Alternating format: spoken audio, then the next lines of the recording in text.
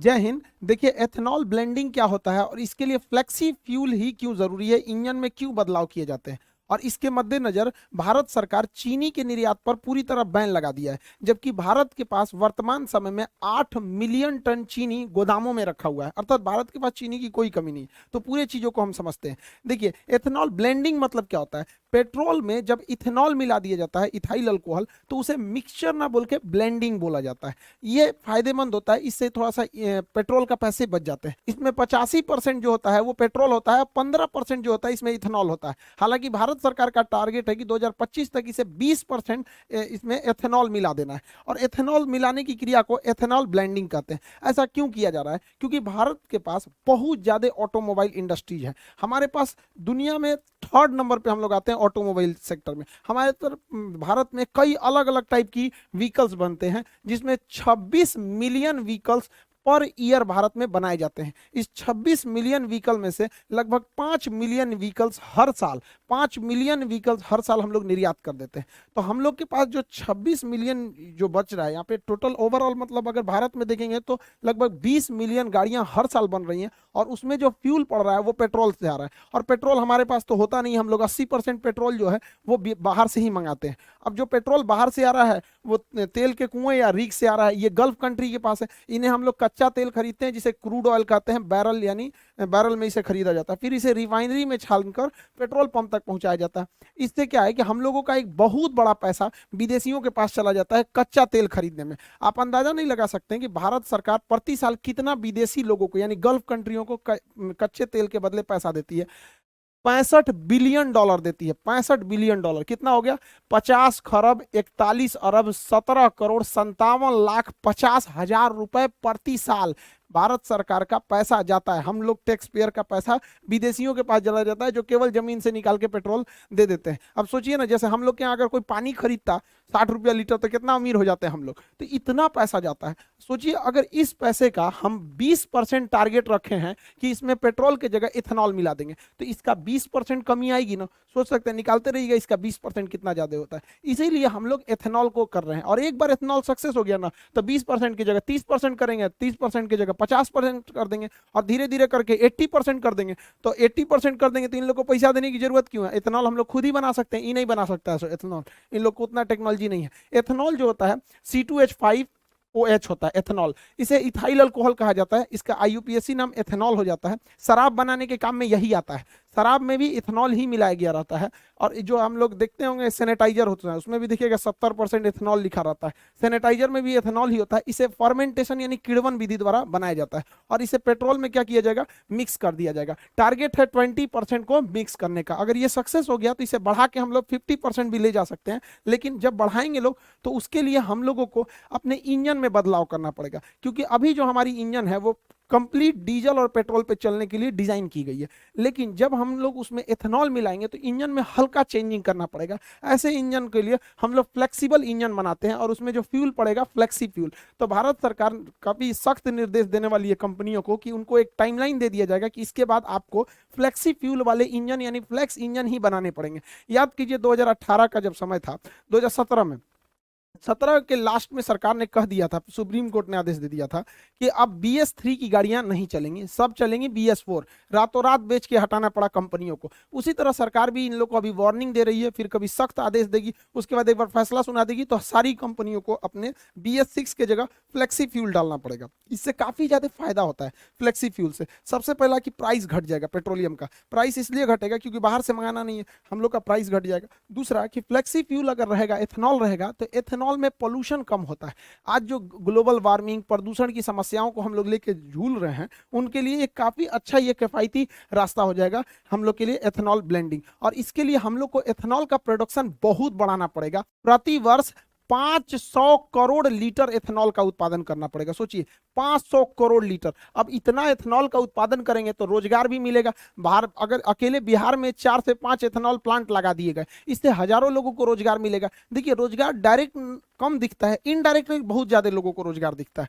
तो कहीं पे भी अगर देखिएगा किसी एरिया में अगर वहां 20 भी फैक्ट्री आ गई ना, 20 फैक्ट्री, तो कम से कम 10,000 लोगों को रोजगार मिल जाएगा। तो आप ये मत देखिए कि 500 करोड़ लीटर प्रति वर्ष, इससे डायरेक्टली इनडायरेक्टली बहुत लोगों को रोजगार रोजगार मिलेगा, क्योंकि उसका एक पूरी तरह सप्लाई चेन बन जाएगा। कैसे कि एथेनॉल बनता कैसे है, अनाज को सड़ाकर, यानी जो हम अनाज फेंकते हैं ना उसी को सड़ा के एथेनॉल बना लिया जाता है। तो एक तो वेस्ट बचेगा हम लोग के यहाँ, दूसरा इसे गन्ना से बनाया जा सकता है।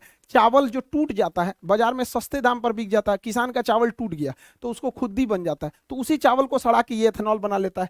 मक्का, मक्का जो है इसका कोई भाव नहीं मिलता है, 6 रुपए किलो किसान का मक्का सरकार को किसान बेचने के लिए मजबूर हो जाए, 6 रुपए किलो। अब उसको ना छुपाया कैसे जाता है, किसानों को बेवकूफ कैसे बनाया जाता है, तो सरकार कहती है हम 6 रुपया नहीं ना खरीद रहे हैं, हम 600 रुपया प्रति 100 kg यानी प्रति क्विंटल खरीद रहे हैं। अजब हाल है भैया, तो 1 रुपया 6 रुपया ना किलो पड़ा, तो किसान को 100 रुपया का भाव कौन सी बताता है, 1 किलो का बताओ ना, आम आदमी को भी समझ में आता कि तब ना लोग सवाल उठाएंगे कि किसानों का इतना दुर्दशा क्यों है। आप सोचिए, आप एक ठो मक्का खरीदिएगा ना, एक ठो ठेला पे से, तो 5 रुपया 10 रुपया का मिलेगा, और किसान से 1 किलो खरीद लिया जाता है, और बेचारा उसको कितना दिया, 6 रुपया किलो, मजबूर है। लेकिन जब इस मक्के का उपयोग किया जाएगा एथेनॉल बनाने में, तो किसान भी अपना बढ़िया दाम में बेचेगा यहाँ पर, क्योंकि इसका प्रोडक्शन होने लगेगा। जौ जौ कोई बोलता नहीं है जल्दी हमारे यहाँ, पराली जो जला दिया जाता है, धान की भूसी जो होती है या फिर जो पुआल होता है जला दिया, तो उसे सड़ा के इथेनॉल बना लिया जाएगा। अब इतना एथेनॉल बनेगा तो रोजगार भी मिलेगा, और हम लोग जो पेट्रोल खरीदते हैं उससे अच्छा हम किसानों से खरीदेंगे। जो पैसा आज हमारा फॉरेन रिजर्व गल्फ कंट्रियों को जाता है पेट्रोलियम के भुगतान करने के लिए, वो पैसा हमारे किसानों के यहाँ जाएगा, किसान आगे बढ़ेंगे, हमारे यहाँ उनके बाल बच्चे पढ़ेंगे, वो भी आगे बढ़ेंगे यहाँ पर, तो ये देश के लिए काफी अच्छा होगा।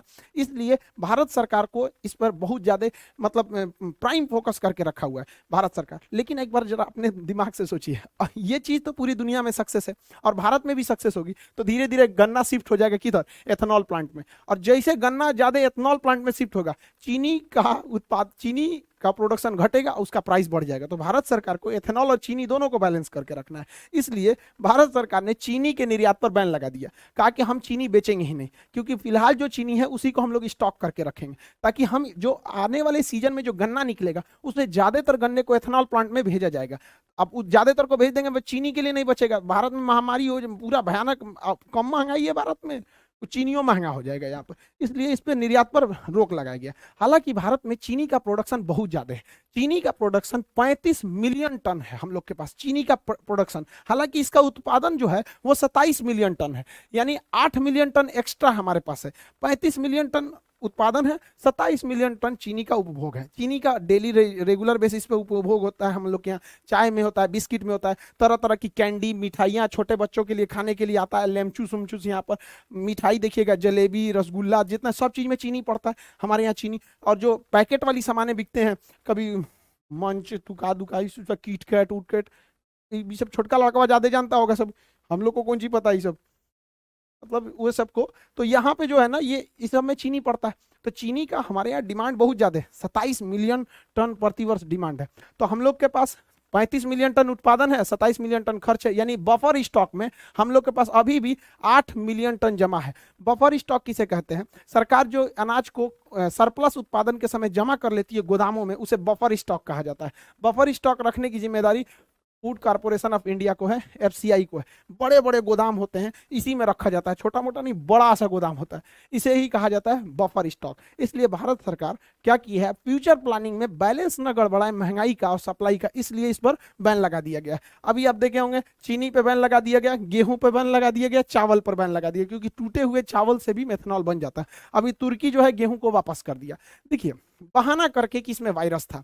तो जरा अफगानिस्तान के लोगों के लिए वायरस नहीं है, आईएमएफ कह रहा है कि प्लीज गेहूं दे दीजिए, ये लोग को बहुत बड़ा दिमाग हुआ है। ये एक्चुअली देखिए क्या है कि तुर्की क्या देख रहा है कि वो रूस के करीब है।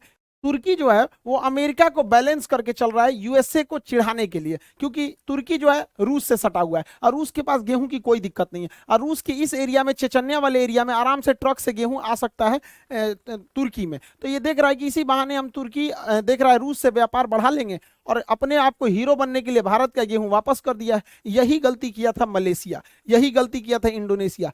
पाम ऑयल को लेकर इनको घमंड हो गया था, पाम ऑयल को, आज इनका पाम ऑयल कोई खरीद ही नहीं रहा है यहाँ पर, तो ये लोग कह रहे हैं कि पाम ऑयल खरीद लो। देखिए इंटरनेशनल रिलेशन में ईगो नहीं दिखाना चाहिए इनको, ज्यादा ईगो इनको महंगा पड़ जाएगा वहां पे। मत लो गेहूं, कौन मार, हम लोग के यहाँ गोदाम का कमी है। तो आप ये समझ गए होंगे कि एथेनॉल ब्लेंडिंग क्या है, फ्लेक्सी फ्यूल क्या है और क्यों हम लोग इसको ज्यादा प्रमोट कर रहे हैं। ये अच्छा भी है, हमारे बचे हुए खाना या जो अनाज बर्बाद हो जाते हैं, अनाज टूट फूट जाते हैं जैसे चावल वगैरह का दाना, तो उसे इजीली इसे दोबारा फर्मेंटेशन यानी किण्वन करके बनाया जा सकता है, जो काफी अच्छा भी है यहाँ पर। इससे देश को भी फायदा होगा, फॉरेन रिजर्व बचेगा। और आप लोग के लिए जो इतना भी एप्लीकेशन के क्लासेज हैं वो सब इनरोल कर दिए गए, दोबारा एक्सेस दे दिया जाएगा आप लोग को। और ये अभी नए बैचेज काफी ज्यादा आ गए हैं एप्लीकेशन पर।